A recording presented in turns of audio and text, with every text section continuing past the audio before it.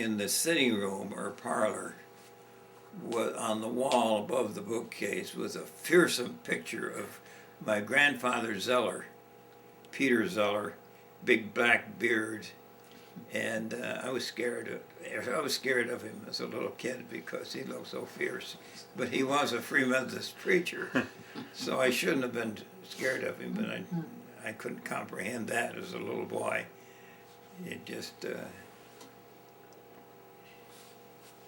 I judge people by what they look like.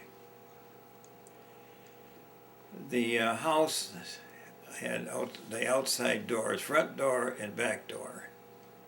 And they were screen doors and, well, that's solid wood doors. Didn't have storm doors, but the screen doors doubled as storm doors in the winter when my dad would tack roofing over the sheets of roofing, like tar paper over the doors, and then they overlapped the casings, so it worked pretty good as a storm door. I remember it in the winters were pretty fierce back when I was a little kid. Whether it was because I was a little kid or because they really were. But to protect the house, since it sat on a fairly high foundation, we would, my dad and older brother would pack horse manure all around the house up against the foundation and cover it with straw and soil.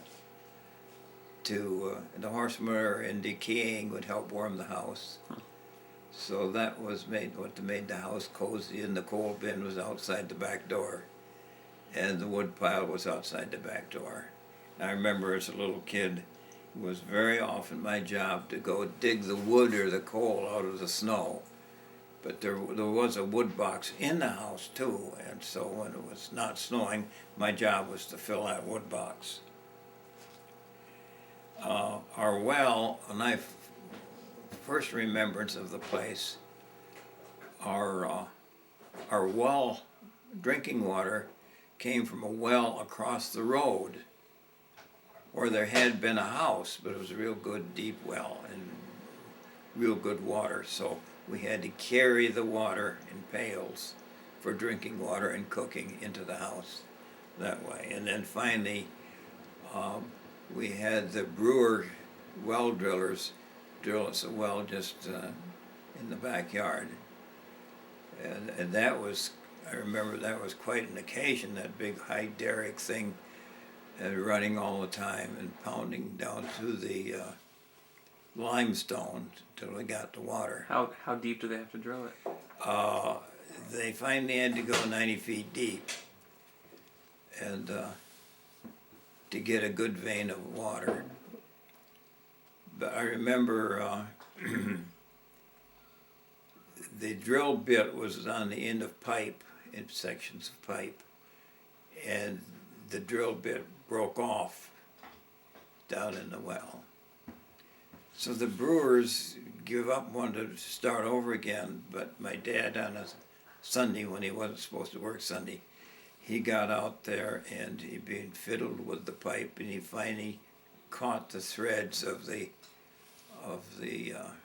actually it didn't break off, it screwed off, and he fitted the threads together long distance, about 50 feet down, and then they finished the well. That was wonderful water, and it was a big well pit around it, and that's where we used as a refrigerator in those days, was the well pit.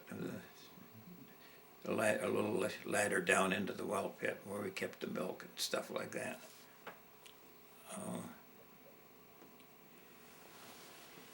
It wasn't very long before my brother Ivan got a job as a construction man in Jackson. And so he left the house and went to teaching training school, Ypsilanti, called a normal school, and he was qualified then to teach grade school. anyway, I'm off the subject here. Our plumbing for sanitary purposes was we call it the back house, about 100 feet back of the house, a neat little structure my dad made. It was a 4-holer, 3 good ones, 3 big ones and 1 small, short one for kids. But at nighttime, it was the pot in the commode. And nobody knows what a commode is, I don't think. It was where you kept the wash bowl, the pitcher of water, and you washed in there as well. And then you kept the pot inside a door in the commode. And if you get an old-fashioned movie, you'll see that sometime. I have one of those. So that was the way we lived. Let me describe the barn. To me, it was an immense, large barn, but it really wasn't all that big. It had the large door where you could drive in the horses with a load of hay and then pitch it up into the mow. We didn't have the luxury of a hay fork like some barns did. So we had to pitch the hay up into the mow. There was a hay mow on each side of where you drove the wagon in. The barn was built of the traditional hand-hewn beams, about 8 inches square, I would say. It was framed, top, bottom, and then the center of the walls with that. And then smaller beams in between. And out on the covering was about 12-inch boards nailed to the beams.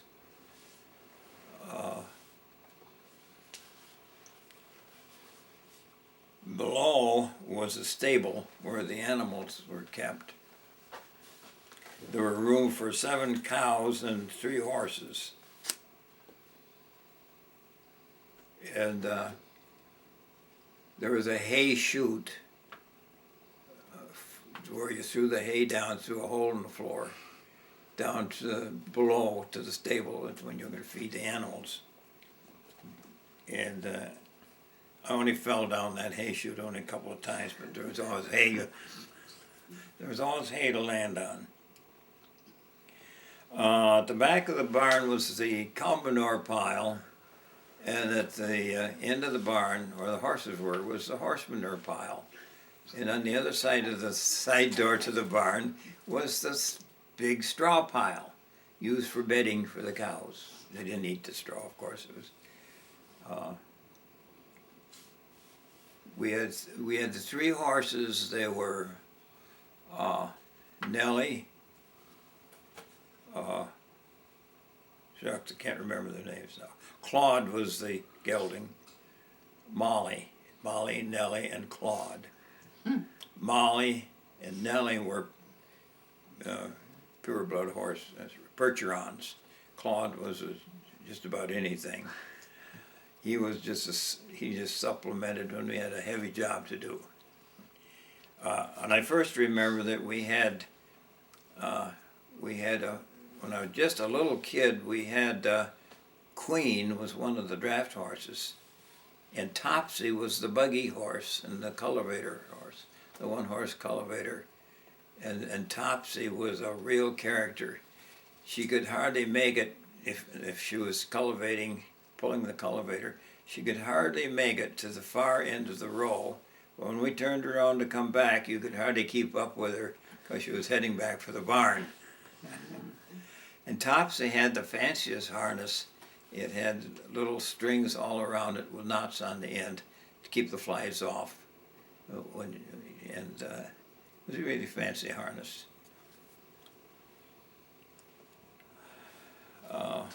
Then later there was the big chicken coop, 40 feet long and divided into 2 sections. And it could handle 100 hens. And the roosters for when in the spring we're going to hatch eggs, so we had to have the roosters to fertilize the eggs.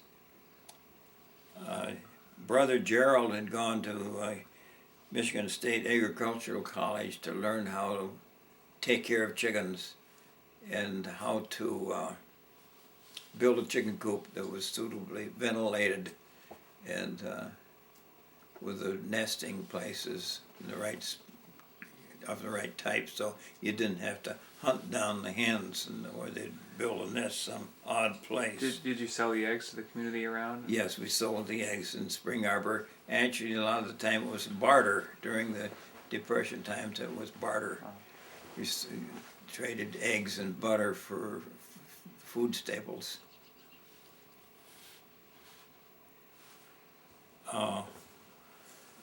I remember faintly the big 1.5-ton steak truck. You know what I mean by a steak truck? Flatbed truck with iron hole places to put the vertical stakes in, so you could put sides on it and all around. And that was the noisiest thing. Of course, to me, it was scary. So that's a pretty well a description of the farm. There was a stream or a creek, we called it the ditch, that ran across the marsh from east to west. Actually, it flowed into the Kalamazoo River. And in the springtime, it was a strong flowing stream. And then as the snow had melted, then I actually caught fish. And my mother would give me a pin, I'd bend it into a hook and some string and a stick, and I'd go find fish. But usually they were so small, my mother wouldn't bother with them. But it was exciting to a kid anyway.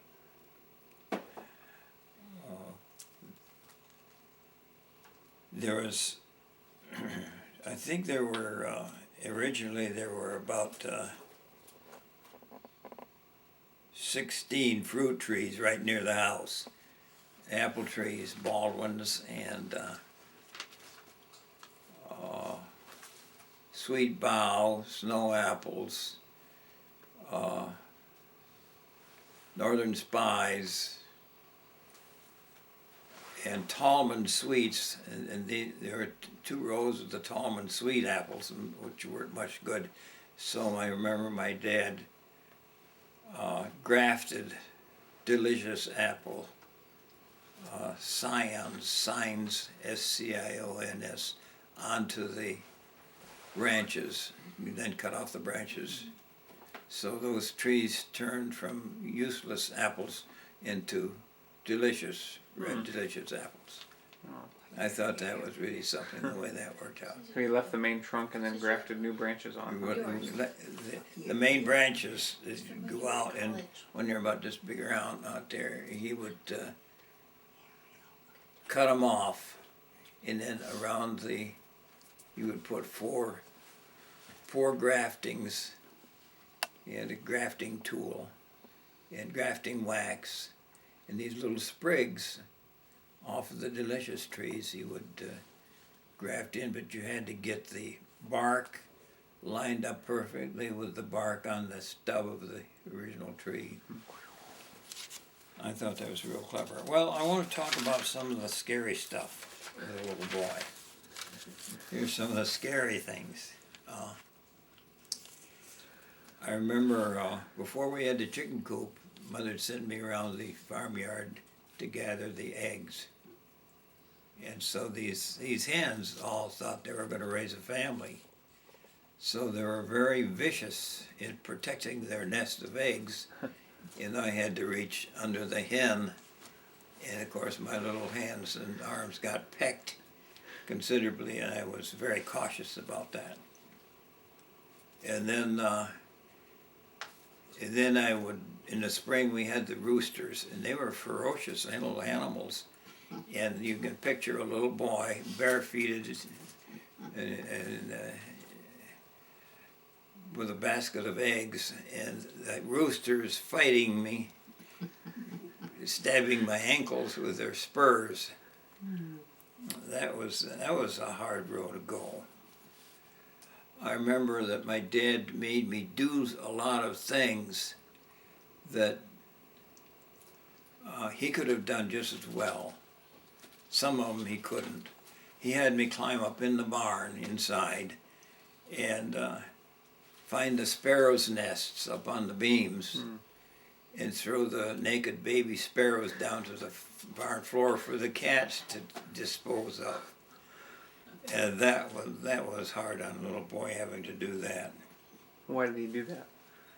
'Cause the sparrows are nasty. They proliferated. Sparrows, they weren't pretty to look at. They made an awful chirping noise all the time. They were a pest.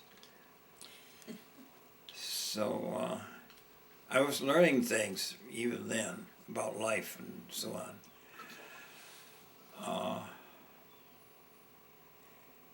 Then I liked cats. We'd have kittens. They were barn cats and they were house cats. And I had favorite cats. I favored Angora cats. Every once in a while, a mother cat would come up with a couple Angora kittens. But they lived in the barn. And the hardest things I had to face, one of them was to find my pretty little Angora kitty flattened out on the floor with from the horse's hoofs. That was hard to take. And then I was afraid of geese. We worked on some different farms, taking care of orchards, and I went along as a little feller, just because I wanted to go. I guess I didn't do anything except explore, and I explored into the barnyard of these people, and the geese would get after me, hissing and flapping their wings, and I'd climb up on the hay rake to try to escape them. It's a wonder it didn't mark me for life. I remember I was fascinated by the barn swallows and their flights. They could fly, it seemed to me, without flapping their wings. Beautiful animals. And I remember one really tough event. My favorite cat turned up missing. And so I went out looking for it, and I was walking along the fence row. And in the fence rows is where we put the stones. When we cleared the fields of stones after the spring, after the winter was over, we piled them along the fences. And then later on we'd haul them off. But I heard a meowing come from one of those stone fences. And I went crying to my daddy, my pa. Pa, come and help get this cat out. And fathers were quite severe. It was typical of fathers in those days to be severe, if you know what I mean. But he came along and he moved some rocks, and there was my kitty. He'd gone in after a rabbit or something and couldn't get out. And that thing haunted me for years.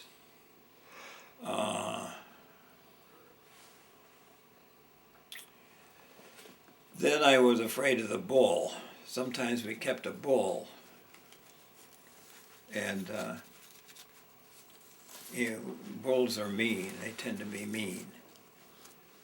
And